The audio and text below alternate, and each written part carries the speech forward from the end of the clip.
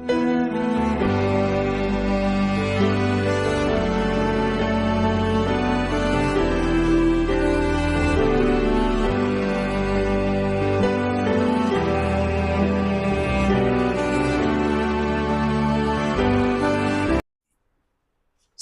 గ్రంథము 23వ అధ్యాయము 29వ వచనం. ఎవరికి శ్రమ, ఎవరికి శ్రమ, ఎవరికి దుఃఖము, ఎవరికి దుఃఖము, ఎవరికి జగడములు, ఎవరికి జగడములు, ఎవరికి చింత, ఎవరికి చింత, ఎవరికి హేతువు లేని గాయములు, ఎవరికి హేతువు లేని గాయములు, ఎవరికి మంద దృష్టి. క్రీస్తునందు ప్రియమైనటువంటి దేవుని బిడ్డలారా, చదవబడిన వాక్యమును దేవుడు దీవించునుగాక. ఇక్కడ ఎవరికి శ్రమ, ఎవరికి శ్రమ అన్నప్పుడు మీరు 30వ వచనంలో అక్కడ ఏం రాయబడి ఉంటుందంటే ద్రాక్షారసమును పుచ్చుకుని వారికి అని ఉంటుంది. అంటే ద్రాక్షారసము శారీరకంగా మనుషులకి ఏమిస్తుంది? మత్తునిస్తుంది. ఏమిస్తుందండి? మత్తునిస్తుంది. కానీ శ్రమలు ఎవరికి వస్తాయి అంటే ద్రాక్షారసం పుచ్చుకునే వారికి అని మనకి ఇక్కడ బైబిల్ సెలవిస్తుంది. శ్రమ ఎవరికి అంటే మత్తులో ఉన్నవారికి. ఏంటి ఆ మత్తు అంటే ఈ లోకంలో అనేక రకాలైనటువంటి మత్తులు ఉన్నాయి. కొంతమందికి ఎక్కువగా ధనం ఉంటే అది వాళ్ళకి మత్తు. కొంతమందికి పేరు ప్రతిష్టలు కలిగి ఉంటే అది వాళ్ళకి మత్తు. కొంతమందికి సంగీతం అంటే మత్తు. ఈ విధంగా భూమి మీద మనుషుల మధ్యలో రకరకాలైనటువంటి మత్తులు ఉన్నాయి. దేవుని వైపు నుండి లోకం వైపు సంతోషాన్ని పొందుకునే వారికి లోకము వాళ్ళకి మత్తు. అలా చూసుకుంటే రకరకాలైనటువంటి మత్తులు ఉన్నాయి. ఈ మత్తు మనిషికి ఏమి తీసుకొస్తుంది? శ్రమను తీసుకొస్తుంది అని చూసాం. ఈ మత్తు మనిషికి శ్రమను తీసుకొస్తుంది. ఆ విధంగా చూసుకుంటే లేఖనములో ప్రవక్త అయినటువంటి యెషయా గారు రాస్తూ 6 రకాలైనటువంటి శ్రమలను గురించి రాస్తాడు. 6 రకాలైనటువంటి శ్రమలు మనిషికి 6 సందర్భాలు తీసుకొచ్చేటువంటి శ్రమలను గురించి రాస్తాడు. అందులో యెషయా ప్రవచన గ్రంథము 5వ అధ్యాయము 8వ వచనము.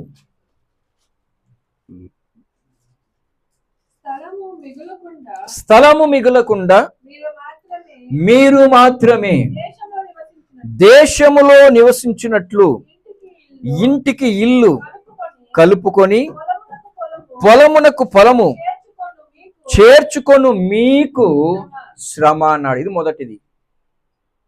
స్థలము మిగులకుండా మీరు మాత్రమే దేశములో నివసించున్నట్లు అంటాడు. అవతలి వారి యొక్క విషయాన్ని గురించి ఆలోచించక అవతలి వారికి నష్టము కలిగినా పర్వాలేదు, నేను మాత్రమే నివసించాలి అనుకుంటూ ఏం చేస్తారంట? ఇంటికి ఇల్లు కలుపుకొని పొలమునకు పొలము చేర్చుకుంటారు. అలాంటి వారికి శ్రమ అన్నాడు దేవుడు.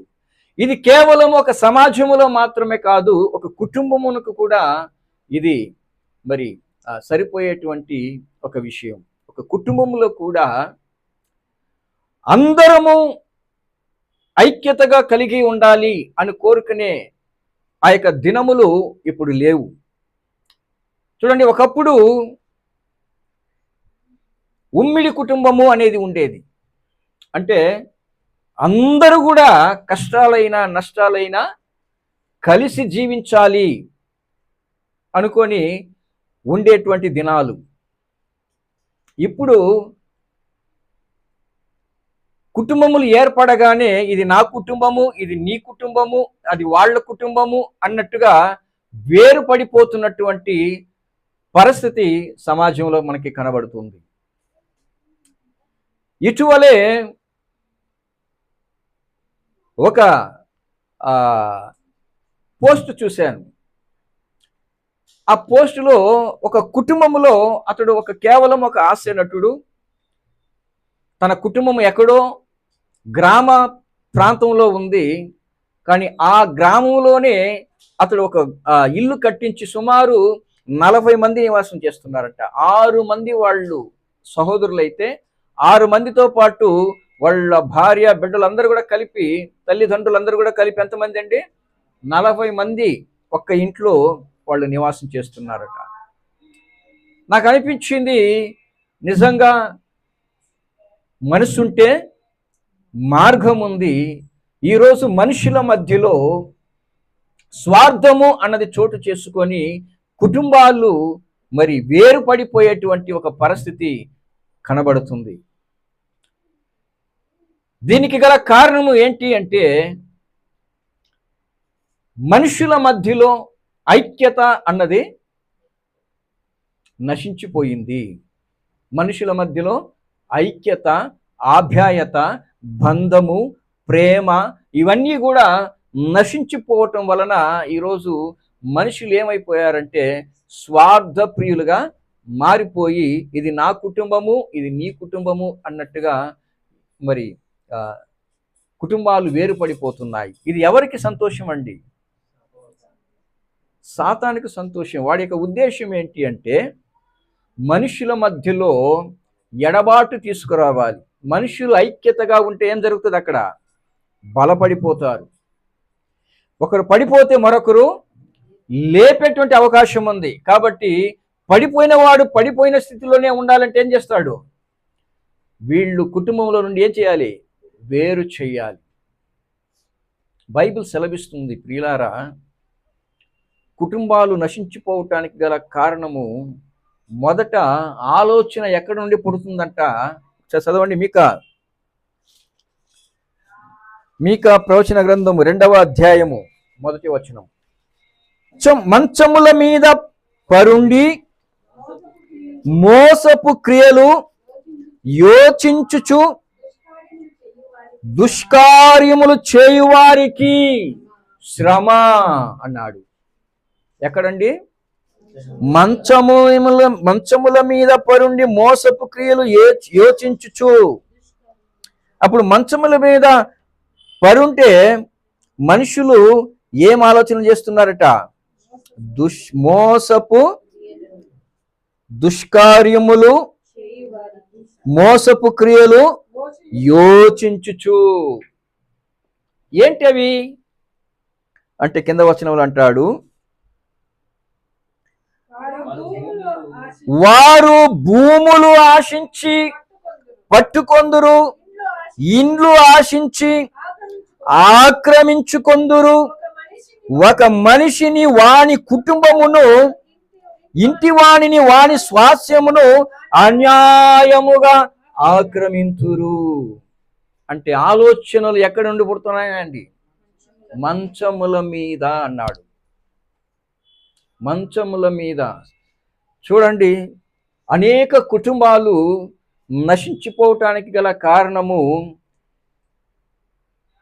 ఆ కుటుంబములో ఆ ఇంట్లలో ఉన్నటువంటి బెడ్రూమ్లే కారణం. అర్థమవుతుందా? మంచాలు ఎక్కడ ఉంటాయి? బెడ్రూమ్లోనే ఉంటుంది. బెడ్రూమ్కి వెళ్ళగానే మొదట అక్కడ పుట్టేటువంటి ఆలోచనలు ఏంటో తెలుసా? ఇప్పుడు మనం చదువుకున్నాం చూడండి, ఒక మనిషిని, వాని కుటుంబమును, ఇంటి వాణిని, వాని స్వాస్యమును అన్యాయముగా ఆక్రమించుకోవటం. ఒక కుటుంబంలోనికి వివాహమైనటువంటి కోడలు ఆ కుటుంబంలోనికి వస్తే ఆ కోడలు ఏం చేయాలండి? కుటుంబాన్ని కట్టేటువంటి స్థితిలో ఉండాలి. కుటుంబాన్ని కట్టేటువంటి కోడలుగా ఉండాలి. కానీ ఈరోజు అనేక కుటుంబాలు మరి విడిపోవటానికి గల కారణం ఏంటంటే ఆ కుటుంబంలోనికి ప్రవేశిస్తున్నటువంటి కోడలలే కారణం. అర్థమవుతుందా? ఎందుకు అంటే ఒక కుటుంబము బాగుపడాలన్నా, ఒక కుటుంబం కట్టబడాలన్నా, ఒక కుటుంబము విడిపోవాలన్నా కారణం ఎవరంటే ఆ కుటుంబంలో ఉన్నటువంటి స్త్రీలు. ఎందుకంటే బైబిల్ అలాగే సెలవిస్తుంది, జ్ఞానము కలిగిన స్త్రీ ఏం చేస్తుంది? తన ఇల్లుని కట్టుకుంటది. అప్పుడు ఆ స్త్రీ ఆ కుటుంబంలోనికి వచ్చిన తర్వాత ఆ కుటుంబాన్ని కట్టేటువంటి జ్ఞానం కలిగి ఉండాలి. ఆ కుటుంబాన్ని పాడు చేసే, నాశనం చేసే స్త్రీగా ఉండకూడదు. బైబిల్ అబద్ధం చెప్పదండి. ఈ ఆలోచనలు ఎక్కడి నుండి పుడుతున్నాయట? మంచం మీదకు వెళ్ళగానే మీ అమ్మ ఈ కార్యం చేసింది, నీ తమ్ముడు ఈ కార్యం చేశాడు, మీ చెల్లెలు ఈ కార్యం చేసింది, మీ నాన్న ఈ కార్యం చేశాడు అని చెప్పగానే ఆలోచించాలి. పురుషుడు ఏం చేయాలి? ఆలోచించాలి. ఇది ఎందుకొరకు ఈ మాటలు వస్తున్నాయి? ఎందుకొరకు ఇటువంటి ఒక విషయం కుటుంబంలోకి చోటు చేసుకుంది? వెంటనే ఆలోచన చేయాలి. ఇది కుటుంబానికి నాశనానికే తప్ప ఇది మేలుకైతే కాదు. వెంటనే ఏం చేయాలి? ప్రార్థించాలి. ఏం చేయాలండి? ప్రార్థించాలి. కొంతమంది అంటారు కొన్ని తీర్మానాలు బెడ్రూమ్లో తీసుకోవాలి అని.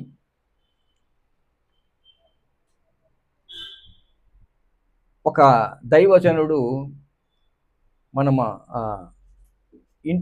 ఇంట్లో ప్రార్థన పెట్టుకున్నప్పుడు ఆయన బెడ్రూమ్కి తీసుకువెళ్ళి ప్రార్థించాడు. ప్రభువా, ఈ బెడ్రూమ్లో తీసుకునే అన్ని తీర్మానాలు కూడా ఆశీర్వాదకరంగా ముగించాలి అని ప్రార్థించాడు. నాకు మొట్టమొదటిగా నేను వింటున్నాను ఆ మాట. ఏంటి తీర్మానాలు ఎక్కడ తీసుకుంటున్నారట? బెడ్రూమ్లో తీసుకుంటున్నారట. బెడ్రూమ్లో తీసుకునే ఏ తీర్మానం కూడా మంచిది కాదు, గుర్తుపెట్టుకోండి. బెడ్రూమ్లో తీసుకునే ఏ తీర్మానం కూడా మంచిది కాదు, అది ఆశీర్వాదం కాదు. తీర్మానాలు ఎక్కడ తీసుకోవాలో తెలుసా? ఎక్కడ తీసుకోవాలి? కుటుంబ ప్రార్థనలు తీసుకోవాలి. కుటుంబ ప్రార్థనలో కుటుంబ సభ్యులు అందరూ కూడా కలిసి ఉన్నప్పుడే తీర్మానాలు తీసుకోవాలి, గుర్తుపెట్టుకోవాలి. బెడ్రూమ్లో తీసుకునే ఏ తీర్మానం కూడా నీకు ఆశీర్వాదకరంగా ఉండదు అని గుర్తుంచుకోవాలి. ఎందుకు ఈ మాట చెబుతున్నానంటే బైబిల్ సెలవిస్తుంది. చూడండి, మొదటి రాజుల గ్రంథము 21వ అధ్యాయము మొదటి వచనము. మొదటి రాజుల గ్రంథము. ఈ సంగతులైన తర్వాత యెజ్రెయేలులో షోమ్రోను రాజైన ఆహాబు నగరును ఆనుకొని యెజ్రెయేలు వాడైన నాబోతునకు ఒక ద్రాక్ష తోట కలిగి ఉండగా ఆ ద్రాక్ష తోట మీద ఆహాబుకి దురాశ పట్టి, ఆ యొక్క తోట నాకివ్వు, దానికి తగినటువంటి క్రయమును నీకు ఇస్తాను, లేదా వేరొక చోట నీకు స్థలమును ఇస్తాను అన్నప్పుడు నాబోతు ఒప్పుకోడు. ఎందుకంటే ఇది నా యొక్క పిత్రార్జితము, దీనిని ఏమాత్రము కూడా నేను వెలకు ఇవ్వను అన్నప్పుడు ఆహాబు ఏం చేయాలి? విడిచిపెట్టాలి. ఏం చేశాడు? బైబిల్ ఏమని సెలవిస్తుంది ఒకసారి చూడండి.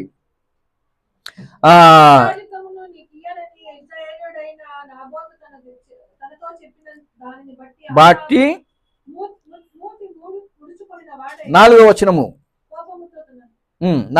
21వ అధ్యాయము 4వ వచనము. నా పిత్రార్జితమును నీకియ్యనని యెజ్రెయేలుడైన నాబోతు తనతో చెప్పిన దానిని బట్టి ఆహాబు మూతి ముడుచుకొనిన వాడై కోపముతో తన నగరకు పోయి, ఎక్కడండి? మంచము మీద పరుండి ఎవరితోనూ మాట్లాడకయు భోజనము చేయకయు ఉండేను. ఎక్కడున్నాడు? అయ్యగారు బెడ్రూమ్లో మూతి ముడుచుకొని భోజనం చేయకుండా పడుకొని ఉన్నారు. ఇప్పుడు అమ్మగారు వచ్చారు. ఎవరు?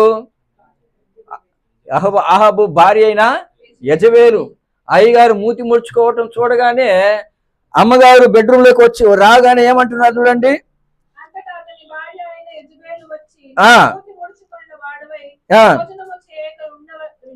ఉండవేమని అతనిని అడుగగా అయ్యగారు తనకున్నటువంటి ఆశని అంతా కూడా చెప్పేశారు. అయ్య ఇంతేనా, దీనికి ఎందుకు నువ్వు మూతి ముడుచుకొని ఉండేది? ఆ తోట కావాలంతే కదా నీకు, నువ్వు లేచి భోజించేది, నీకు ఆ తోట నేను ఇప్పిస్తాను అని చెప్పి ఏం చేసింది? అన్యాయముగా నాబోతుని చంపించింది. అన్యాయముగా నాబోతుని చంపించింది. దాని యొక్క పర్యవసనం, ఎక్కడైతే నాబోతు యొక్క రక్తమును కుక్కలు నాకినాయో అదే రకంగా మీ రక్తము కూడా దేవుడు కుక్కల ద్వారా నాకిస్తాడు అని చెప్పాడు. జరిగిందేంటి? గుర్తుపెట్టుకోండి ప్రియులారా, బెడ్రూములో మనం తీసుకునే ఏ తీర్మానము కూడా అది దేవుని యొక్క ఆలోచనగా ఉండదు. గుర్తుపెట్టుకోండి, ఎవరమైనా సరే మన తీర్మానాలు ఎక్కడ తీసుకోవాలి తెలుసా? కుటుంబ ప్రార్థనలో తీసుకోవాలి. కుటుంబ ప్రార్థన అన్నది ప్రతి గృహంలో ఉండాలి. ప్రతి గృహంలో కుటుంబ ప్రార్థన ఉండాలి. కుటుంబ ప్రార్థనలోనే కుటుంబానికి సంబంధించిన ప్రతి ఒక్క ఆలోచనలు, తీర్మానాలు తీసుకోవాలి. ఎక్కడ కూడా ఒకరికి తెలియకుండా ఒకరు తీర్మానాలు తీసుకున్నారు అనుకోండి, ఆ కుటుంబంలో ఆశీర్వాదకరంగా ఉండదు. గుర్తుపెట్టుకోండి, అది అపవాది తనకి అవకాశముగా వాడు ఉపయోగించుకుంటాడు. తనకు అవకాశముగా ఉపయోగించుకొని తప్పుడు అభిప్రాయాలకి చోటిచ్చి తప్పుడు తీర్మానాలు తీసుకునే ఒక పరిస్థితికి మనల్ని చేరుస్తాడు. అంత మాత్రమే కాదు, కుటుంబానికి సర్వనాశనం తీసుకొస్తాడు. కాబట్టి వీలైనంత వరకు తీర్మానాలు ఎక్కడ తీసుకోవాలండి? కుటుంబ ప్రార్థనలో తీసుకోవాలి. కుటుంబ ప్రార్థనలు తీసుకున్నప్పుడు అందరూ కలుసుకుంటారు. అప్పుడు మనం తీసుకునే ఆలోచన, తీర్మానము సరైనదిగా ఉంటుంది. అంతేగాని బెడ్రూమ్లో తీసుకునేటువంటి ఆ యొక్క తీర్మానాలన్నీ కూడా మనకి నష్టాన్ని తీసుకొస్తాయి. ఏంటి? ఈ విధంగా చేయటం వలన ఈరోజు కుటుంబాలు ఏమైపోతున్నాయి? చెదిరిపోతున్నాయి. ఎందుకు? ఈ కుటుంబంలో నాదే అధికారం ఉండాలి, ఈ కుటుంబంలో నాదే యాజమాన్యత్వం ఉండాలి అన్నట్టుగా ఈరోజు మనుషులు చేసేటువంటి ఆలోచనల వలనే ఈరోజు కుటుంబాలు నాశనం అయిపోతున్నాయి. గుర్తుపెట్టుకోండి, అలాంటి వారికి దేవుడు అంటున్నాడు శ్రమ. ఇది కేవలం ఒక కుటుంబంలో మాత్రమే కాదు, సమాజంలో కూడా ఇటువంటివి మనకి కనబడుతున్నాయి. చూడండి, మనుషులు తమకున్నటువంటి స్థలము చాలు అని అనుకొని తృప్తి పొందక ఈరోజు ఏం చేస్తున్నారు? ఎంతో మంది యొక్క స్థలాలని దోచుకుంటున్నారు.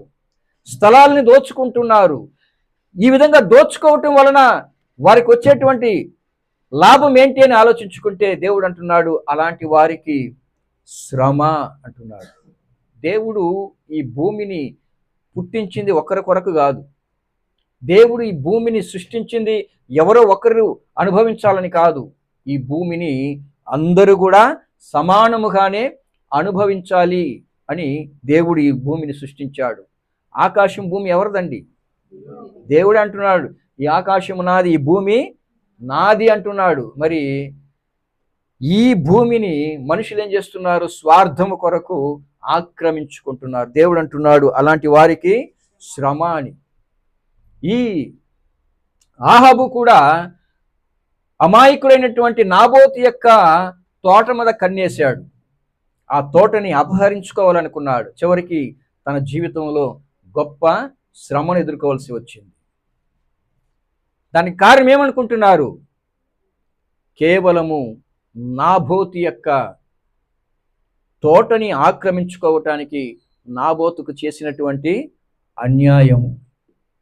అందుకే అంటాడు దేవుడు, స్థలము మిగలకుండా మీరు మాత్రమే దేశములో నివసించినట్లు ఇంటికి ఇల్లు కలుపుకొని పొలమునకు పొలము చేర్చుకొని మీకు శ్రమ అన్నాడు. అదే మీకాలో 2వ అధ్యాయం 2వ వచనంలో మనం చదువుకుంటే, మీరు భూములు ఆశించి పట్టుకొందురు, ఇండ్లు ఆశించి ఆక్రమించుకొందురు, ఒక మనిషిని వాని కుటుంబమును ఇంటి వాణిని వాని స్వాస్థ్యమును అన్యాయముగా ఆక్రమింతురు.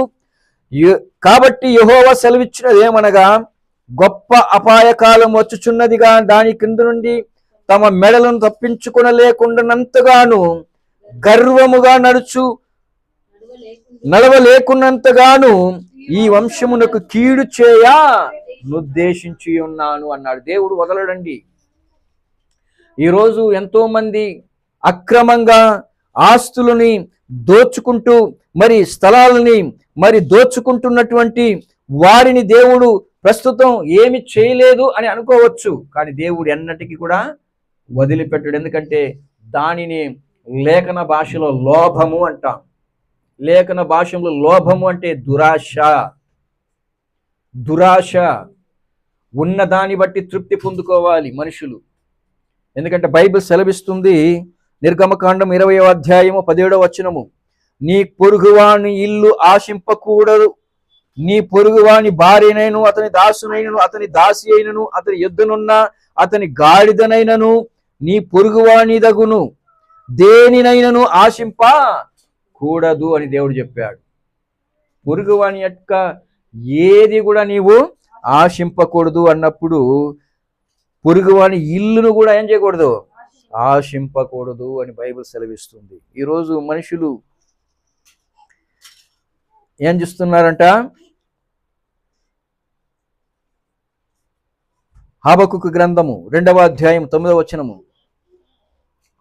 తనకు అపాయము రాకుండునట్లు తన నివాసమును బలపరుచుకొని తన ఇంటి వారి కొరకై అన్యాయముగా లాభము సంపాదించుకొని వానికి శ్రమ అంటున్నాడు దేవుడు. ఈరోజు ఎంతో మంది దురాశతో కూడా ఈరోజు అమాయకులను అన్యాయం చేసి స్థలములను ఎండ్లను దోచుకుంటున్నటువంటి పరిస్థితి మనకి సమాజంలో కనబడుతుంది. ఈరోజు మన బెంగళూరు ప్రాంతంలో మాత్రమే అంటారు, ఒక స్థలము ఖాళీగా ఉందంటే ఆ స్థలం మీద సుమారు 2-3 రిజిస్ట్రేషన్ చేసుకొని ఉంటారు. 2-3 రిజిస్ట్రేషన్ ఒకే స్థలం మీద. అంటే ఎంత అన్యాయం జరుగుతుందో మనకు అర్థం కావాలి. చివరికి ఎవరు మోసపోయేది అంటే బలహీనులు. తెలియకుండా ఆ స్థలమును కొన్నవారు ఏమైపోతారు, నష్టపోతారు, మోసపోతారు, ఏమి చేయలేనటువంటి స్థితిలో ఉండిపోతారు. ఈ మధ్యకాలంలో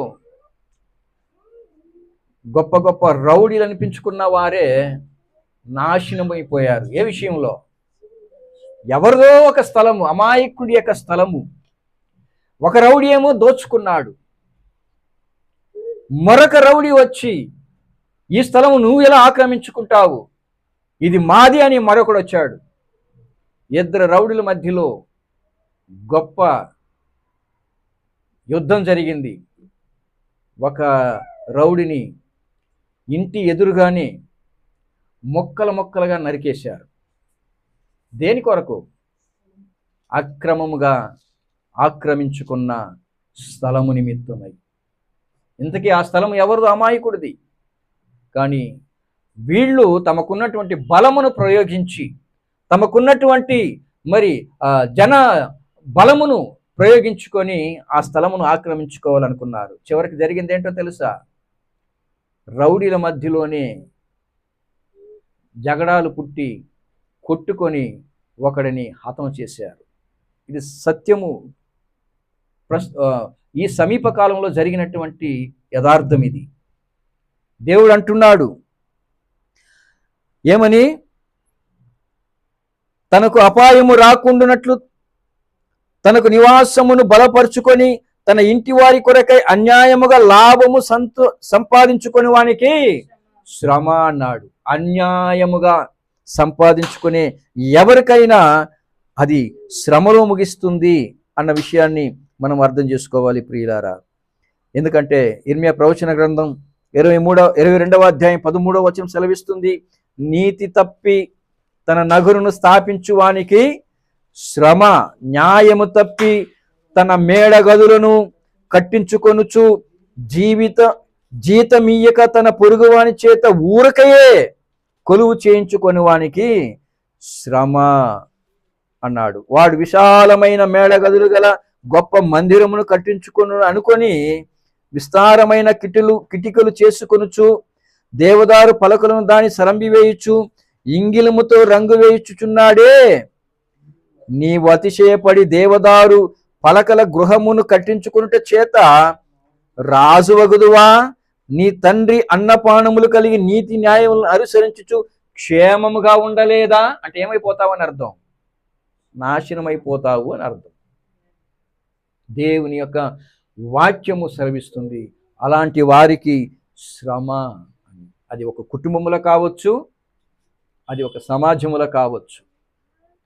మన యొక్క ఆలోచనలు, మనము తీసుకున్నటువంటి తీర్మానాలు దేవునికి వ్యతిరేకముగా ఉండే పరిస్థితిని మనం ఎప్పుడు కూడా తెచ్చుకోకూడదు.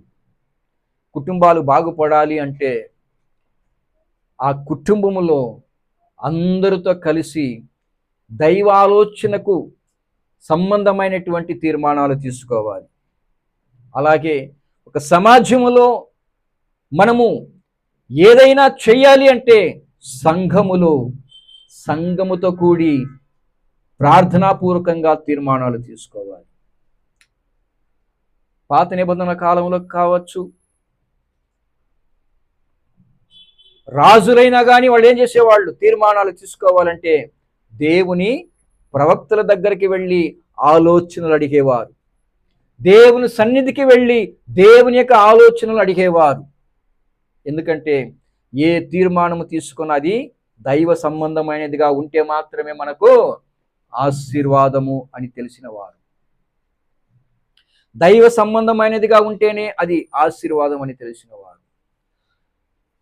రాజుగా ఏర్పాటు చేసిన తర్వాత సొలొమోను ఆ ప్రజలను నడిపించడానికి ఆలోచన ఎక్కడి నుండి కోరాడు?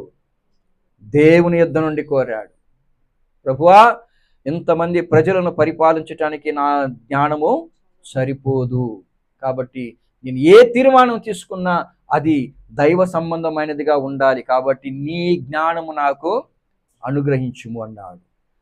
సొలొమోను పరిపాలించిన 40 సంవత్సరాల జీవిత కాలంలో సమాధానకరమైనటువంటి వాతావరణమే యెరూషలేములో కనబడింది. దైవ సంబంధమైన ఆలోచన సమాధానకరమైనటువంటి దీవెనని కుటుంబానికైనా, రాజ్యానికైనా, సంఘానికైనా, సమాజానికైనా తీసుకువస్తుంది. ప్రియులారా, అమెరికాలో దైవజనుడైనటువంటి బిల్లీ గ్రహాం గారిని ఆ దేశము ప్రతి విషయంలో కూడా ఆలోచనను అడిగి ప్రవర్తిస్తున్నట్టుగా చరిత్ర చెబుతుంది. ఒక సందర్భం వచ్చింది, బిల్లీ గ్రహాం గారిని దేశానికి ప్రెసిడెంట్గా కావాలని కోరిందంట. కారణం ఏంటి? ఒక దైవజనుడి యొక్క ఆలోచన దేశానికి మేలును తీసుకొస్తుంది, దేశానికి క్షేమాన్ని తీసుకొస్తుంది, దేశానికి ఆశీర్వాదాన్ని తీసుకొస్తుంది. ప్రస్తుతం ఉన్నటువంటి ప్రెసిడెంట్ ట్రంప్ గారు కూడా ఏ యొక్క తీర్మానం తీసుకోవాలన్నా దైవజనులతో కూడా కలిసి ఆయన ఆలోచన చేసేవాడు. కాబట్టి ఒక కుటుంబమైన, ఒక సంఘమైన, సమాజమైన, ఒక దేశమైన అది దేవుని బిడ్డలతో కూడా కలిసి తీసుకునే తీర్మానమే దీవెనకరము. అది ఎప్పటికీ మనం మర్చిపోకూడదు. కాబట్టి ఆ ఆలోచన మనకి ఆశీర్వాదకరంగా ఉంటుందే తప్ప మనకి నాశనానికి ఉండదు. కాబట్టి మనము తీసుకునేటువంటి తీర్మానాలు ఎలా ఆశీర్వాదకరంగా ఉండాలంటే మనం చేయవలసింది ఏంటో తెలుసు. ఒక కుటుంబం అయితే కుటుంబ ఆరాధనలో, కుటుంబ ప్రార్థనలో తీసుకోవాలి. ఒక సమాజం అయితే సంఘములో సంఘ సభ్యులతో కూడా కలిసి తీసుకోవాలి. ఒక దేశం అయితే దేశంలో ఉన్నటువంటి దైవ జనులతో కూడా కలిసి ఆ యొక్క ఆలోచనలు, తీర్మానాలు తీసుకోవాలి. అప్పుడే ఆ దేశానికి, ఆ కుటుంబానికి, ఆ సమాజానికి ఆశీర్వాదము అని గుర్తుంచుకోవాలి. కాబట్టి ఎప్పుడు కూడా బెడ్రూమ్లో తీసుకునే ఆశీర్వాదాలు క్షమించాలి, బెడ్రూమ్లో తీసుకునే ఆలోచనలు ఆశీర్వాదకరంగా ఉండవు అని గుర్తించుకోండి. ఇది నేను చెప్పట్లేదు, దేవుని యొక్క వాక్యం సెలవిస్తున్న హెచ్చరిక అన్న సంగతి మీరు గుర్తించాలి. రెండవది 11వ వచనం, 5వ అధ్యాయం యెషయా ప్రవచన గ్రంథం 11వ వచనము. ఆ ఆ ఆ ఆ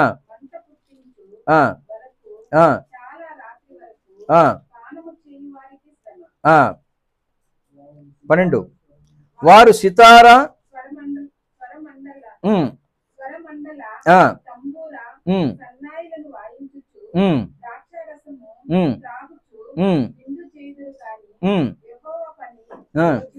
యోచింపరు, ఆయన హస్తకృత్యములను లక్ష్య పెట్టరు. అంటే మనుషులు దేవుని యొక్క పనిని గురించి కానీ దేవుని యొక్క కార్యములను గురించి కానీ ఆలోచించలేనంతగా మత్తులోకి వెళ్ళిపోతారు. కొంతమందికి సంఘములో సంఘ సభ్యులు ఎక్కువగా ఉంటే అది వాళ్ళకి మత్తు. దేవుని యొక్క పనిని జరిగించలేనంత మత్తు ఈరోజు మనుషులను చోటు చేసుకుంది. ఈరోజు అబద్ధపు బోధ కూడా సమాజానికి ఒక మత్తు, సంఘములో అబద్ధపు బోధ కూడా ఒక మత్తు. అంటే దేవుడు ఇక్కడ అంటున్నది, మనుషులు రకరకాలైనటువంటి మత్తులలో ఉండి దేవుని పనిని ఏం చేశారంటే ఈరోజు మర్చిపోయారు. దేవుడు చెప్పినటువంటి మాట ఏంటి? ఈ లోకమంతా కూడా దేవుని యొక్క సువార్త ప్రకటింపబడాలి, అటు పిమ్మట దేవుని యొక్క రాకడ ఉంటది అని చెప్పాడు. ఈ రాజ్య సువార్త లోకమందంతటా అటు పిమ్మట అంతము వచ్చును అన్నాడు. కానీ ఈరోజు మనుషులు ఏం చేశారో తెలుసా? నా సంఘానికి 50,000 మంది వస్తే చాలు, నా సంఘానికి 5,000 మంది వస్తే చాలు, నా సంఘానికి 1000 మంది వస్తే చాలు, అదే నాకు చాలు అన్నంత స్థితిలో ఉన్నారు. కానీ దేవుడు చెప్పింది ఏంటి? నీ సంఘానికి రావాలని కాదు. సంఘానికి రావటం ఎందుకు? ఇందాక మనం విన్నాం. సంఘానికి రావటం ఎందుకు? మనము సంఘానికి ఎందుకు వస్తున్నామంటే సంఘములో దేవుని బిడ్డలు ఏ విధంగా ప్రవర్తించాలన్నటువంటి విషయాలు సంఘం నేర్పుతుంది. మన జీవితం, మన ఆత్మీయ జీవితం ఏ విధంగా బలపడాలి అన్నటువంటి విషయాలను సంఘం నేర్పుతుంది. అంతటితో తృప్తి పొంది ఇక్కడే ఉండిపోకూడదు. ఏం చేయాలి? వెళ్ళి క్రీస్తు యొక్క సువార్తని లోకంలో ప్రకటించాలి. కానీ ఎన్ని సంఘాలు ఆ విధంగా ఈరోజు ప్రకటిస్తూ ఉన్నాయి? ఫలానా సంఘానికి మేము వెళ్తున్నామంటే అదొక గొప్పతనం, అదొక మత్తు. ఫలానా సంఘం మా సంఘం అని చెప్పుకోవటంలో చాలా మందికి సంతోషం, అదొక మత్తు. దాని వలన నీ జీవితంలో ఆత్మీయంగా నువ్వు ఎక్కడ ఎదిగావు? నీ జీవితం మారిందా? నీ మాటలు మారాయా? నీ ప్రవర్తన మారిందా? నీ జీవితంలో దేవునికి ఇష్టమైనటువంటి కార్యాలు ఎక్కడైనా కనబడుతున్నాయా? ఆయన కోరేటువంటి మారు మనసుకు తగినటువంటి ఫలాలు నీలో ఉన్నాయా? ఎదుటి వ్యక్తిని ప్రేమించమని దేవుని యొక్క ఉపదేశం చెబుతుంది. నిజంగానే ప్రేమిస్తున్నావా? నిన్ను వలె నీ పొరుగువాణ్ణి ప్రేమించమని లేఖనం సెలవిస్తుంది. ఆ విధంగానే బ్రతుకుతున్నావా? ఎదుటి వ్యక్తి మీద ఏ ప్రేమ ఉంటే ఆ వ్యక్తి ఎదుటి వ్యక్తి మీద మచ్చర పడకూడదని లేఖనం సెలవిస్తుంది. ఆ విధంగానే బ్రతుకుతున్నావా? ఇవన్నీ కూడా నేర్పేది ఎక్కడ? సంఘము. సంఘంలో నేర్చుకోవాల్సినటువంటి నీవు నేర్చుకోకుండా ఆ సంఘమే నాకు గొప్ప అనుకుంటూ ఆ సంఘంలో నువ్వు ఉన్నావు అంటే అది ఎవరికి లాభం? నీకేమైనా లాభమా? దానివల్ల నీకేమైనా మేలు కలుగుతుందా? ఏమీ లేదు. అలాంటప్పుడు దేవుడు నువ్వు ఇంతకాలం ఈ సంఘములో ఉన్నావు కాబట్టి నిన్ను పరలోకానికి తీసుకెళ్తానంటాడా?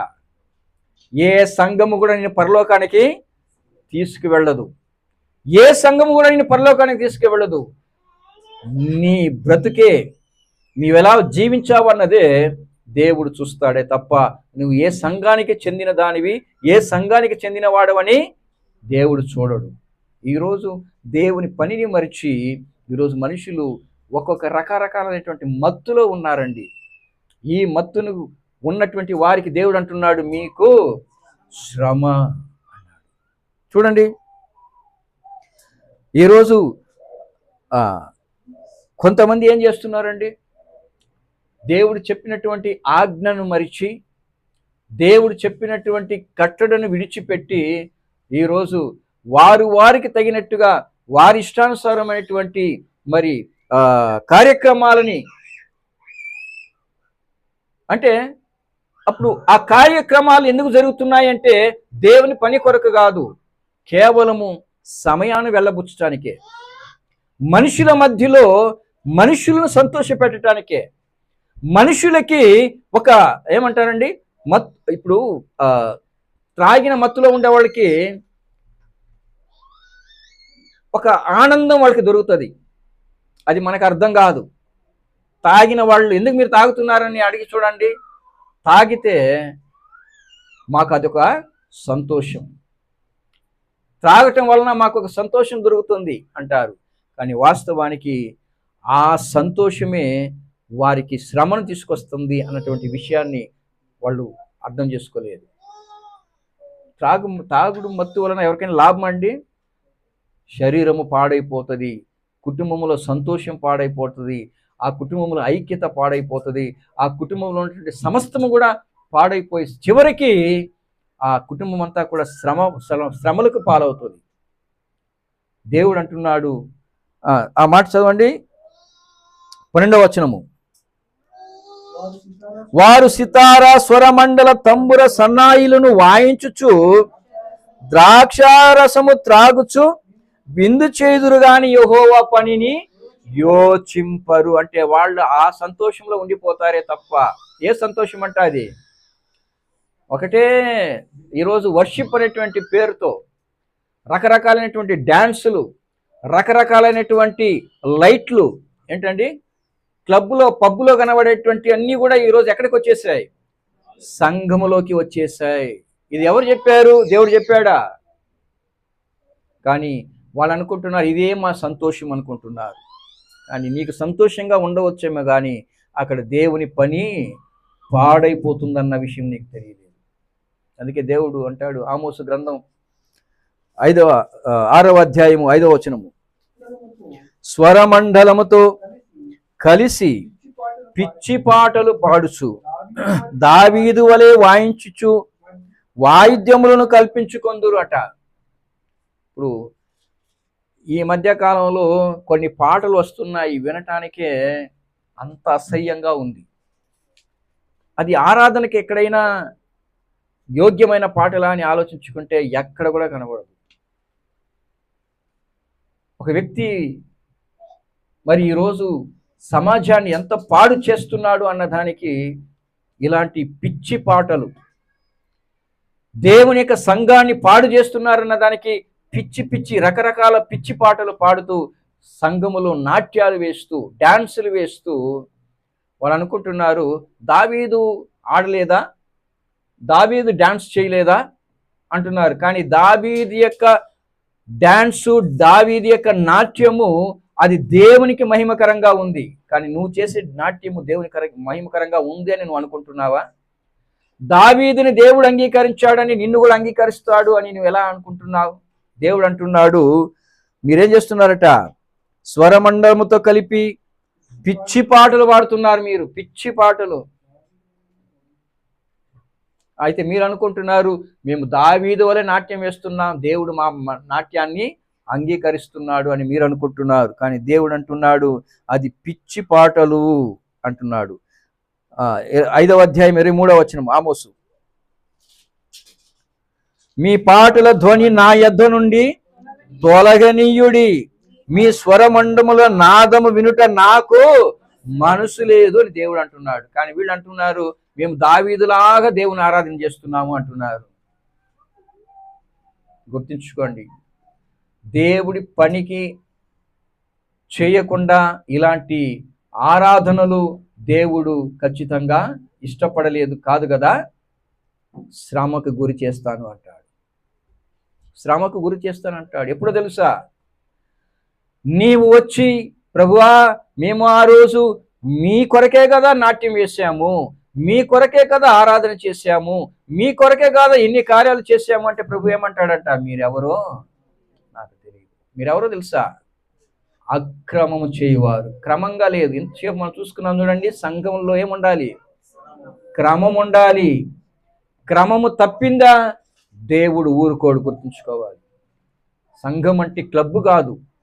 సంఘం అంటే లోక ప్రకారంగా నాట్యాలు వేసేటువంటి స్థలం కాదు. సంఘము అనగా వణుకుతో భయముతో రావాలి. దేవుడు నిన్నటికి ఒకలా ఈ రోజుకి ఒకలా ఉన్నాడా? ఆయన నిన్న నేడు నిరంతరము ఒకటే రీతిగా ఉన్నాడు. నేను మారని వాడను అంటాడు దేవుడు, గుర్తుపెట్టుకోవాలి. కాబట్టి దేవుని సన్నిధికి వచ్చేటప్పుడు మనము భయముతో వణుకుతో ప్రవర్తించాలి అన్నప్పుడు ఈరోజు చాలామంది ఇటువంటి మనుషులు ప్రవేశపెట్టినటువంటి ఆచారాలని అనుసరిస్తూ, ఇలాంటి కార్యక్రమాలని అనుసరిస్తూ ఈరోజు చాలామంది దేవుని యొద్ద నుండి తొలగిపోతున్నారు. ఇలాంటి వారిని ఎంకరేజ్ చేయటం అన్నదే మనుషులు చేసేటువంటి గొప్ప తప్పు. ఎంకరేజ్మెంట్ చేయకూడదు ఇలాంటి వారిని. బైబిల్ అంతా కూడా మనం చదువుకుంటే ఎక్కడ కూడా ఇటువంటి అల్లరితో కూడినటువంటి ఆరాధనలు బైబిల్లో మనకి ఎక్కడ కూడా కనబడదు. ప్రతి ఒక్కరు కూడా దేవుణ్ణి క్రమముగా ఆరాధించారు, క్రమముగానే దేవుణ్ణి ఆరాధించారు.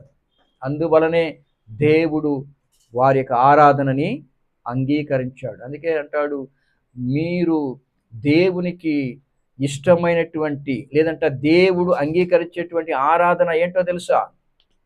మనం చదువుకుంటాం రోమా 12:1 ఏమని ఉంది?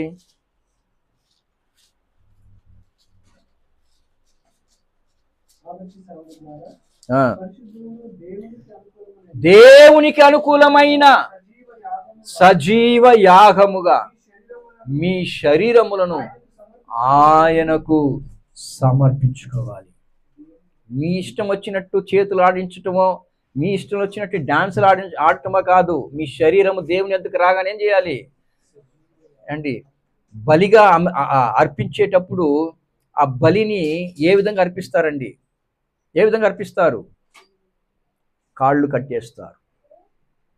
కాళ్ళు కట్టేసి, అది పశువైనా సరే, అది మరి గొర్రె అయినా సరే, ఏదైనా సరే, మొదట వాళ్ళు ఏం చేస్తారంటే, ఎందుకంటే అగ్నిలో వేయగానే ఆ బలి కదలదు, అవునా కాదా? ఇప్పుడు గొంతు కోసారు అనుకోండి, అక్కడ కదిలింపు ఉంటుందా? కదిలింపు ఉండదు. అది ఆ బలి మౌనంగా ఉంటుంది. కాళ్ళు కదిలించి చేతులు కలిగిస్తూ ఉంటుందా? లేదు. అందుకే కట్టేస్తారు. కట్టేసి ఆ గొంతు కోసిన తర్వాత ఆ బలిని అర్పించినప్పుడు అక్కడ ఎటువంటి స్పందన ఉండదు.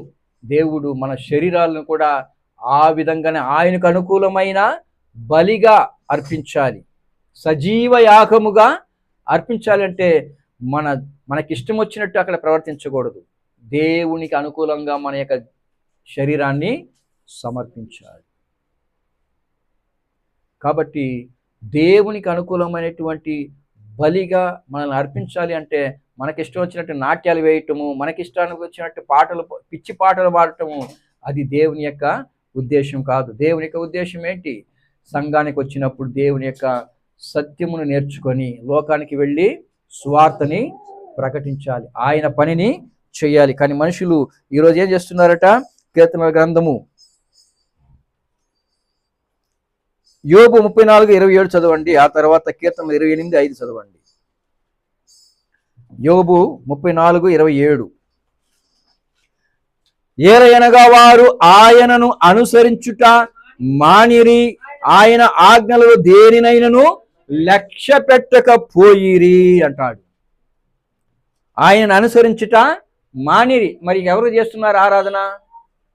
ఇంకెవరు చేస్తున్నారు? ఆయన ఆజ్ఞలో దేనినైనా లక్ష్య పెట్టకపోయిరి. ఏంటి ఆయన ఆజ్ఞ? మీరు వెళ్ళి సర్వ సృష్టికి సువార్తను ప్రకటించుడి. ఏది ఆయన ఆజ్ఞ జరుగుతుందా, నెరవేరుతుందా అంటే ఏం చేయట్లేదంట మనుషులు. లక్ష్య పెట్టకపోయిరి. 28వ అధ్యాయము 5వ వచనం కీర్తనల గ్రంథము. యెహోవా కార్యములను వారు లక్ష్య పెట్టరు, ఆయన హస్తకృత్యములను వారు లక్ష్య పెట్టరు, కావున ఆయన వారిని వృద్ధిపరచక నిర్మూలము చేయును. ఇదే జరిగేదన్నమాట. దీని వలన మనుషులు శ్రమకు గురవుతారు అని బైబిల్ సెలవిస్తుంది. మనుషులు ఏం చేస్తారు? యోబు గ్రంథము 21:12 తంబుర స్వరమండలములను పట్టుకొని వాయించుదురు, స్థానిక నాదము విని వాళ్ళు సంతోషిస్తారు, దేవుడు కాదు, వాళ్ళు సంతోషిస్తారు. కాబట్టి క్రీస్తునందు ప్రియమైనటువంటి దేవుని బిడ్డలారా, అలాంటి వారికి మీరు చేసేది తప్పు అని చెప్తే ఒప్పుకోరు. మీరు చేసేది దేవునికి విరోధమైన కార్యము అంటే వాళ్ళు అస్సలు పట్టించుకోరు. వాళ్ళ ఇష్టమే, దేవుని వాక్యాన్ని వాళ్ళు అంగీకరించరు. అందుకే అంటాడు 21:14 యోబు గారు, వారు నీ మార్గములను గురించి జ్ఞానము మాకు అక్కరలేదు, నీవు మమ్మును విడిచి పొమ్మని దేవునితోనే చెప్పేస్తారు. అంతే కదండి. వాక్యాన్ని తృణీకరించే వాళ్ళందరూ ఎవరు? దేవుణ్ణి తృణీకరించేవారు. నీ వాక్యం నాకు అక్కర్లేదు, ఇదిగో నేను చేసే ఆరాధన ప్రజలకు ఇష్టమైపోయింది, మనుషులు మెచ్చుకుంటున్నారు, నేను చేసే ఆరాధన మనుషులకి ఇష్టంగా ఉంది, నీ వాక్యం ఎవరికి కావాలి అన్నట్టుగా ప్రవర్తిస్తారు. అలాంటి వారికి దేవుడు అంటున్నాడు, శ్రమ, మీ యొక్క సంతోషం, మీరు ఉన్నటువంటి మార్గము నాకు హేయముగా ఉన్న మీరు అంటున్నారు, అదే మాకు సంతోషం అంటున్నారు. మత్తు కుటుంబానికి సంతోషమా? కుటుంబంలో ఉన్నవారికి సంతోషమా? ఎవరైనా త్రాగుబోతూ ఉన్నారనుకోండి, ఆ కుటుంబం సంతోషిస్తుందా? బాధ చెందుతుంది. కానీ అతనికేంటి? సంతోషం. ఇదేనండి దేవునికి ఇష్టం లేనిది ఒక మనిషి సంతోషిస్తున్నాడంటే దాని వలన ఆ మనిషికి శ్రమ అన్నటువంటి విషయం గుర్తుంచుకోవాలి. దేవుని చిత్తమైతే రానైనటువంటి దినాలలో మరొక విషయాన్ని గురించి ఆలోచించుకుందాం. సమయం ఎక్కువైపోయింది కాబట్టి ఈరోజు ఈ 2 విషయాలను గురించి మనం విన్నాం. ఒకటి, ఒక స్థలమును సంపాదించుకోవటానికి అవతలి వ్యక్తికి అన్యాయం జరగకుండా ఉండాలి అంటే ప్రతి తీర్మానము దైవ సంబంధమైనదిగా, దేవుని యొక్క సన్నిధిలో దేవుని యొక్క ఆలోచనతో కూడా తీసుకునేటువంటి తీర్మానమే ఆశీర్వాదకరము. రెండవదిగా, దేవుని పనికి దూరం చేసే ఏ సంతోషము కూడా మన జీవితంలో ప్రవేశించకుండా చూసుకోవాలి.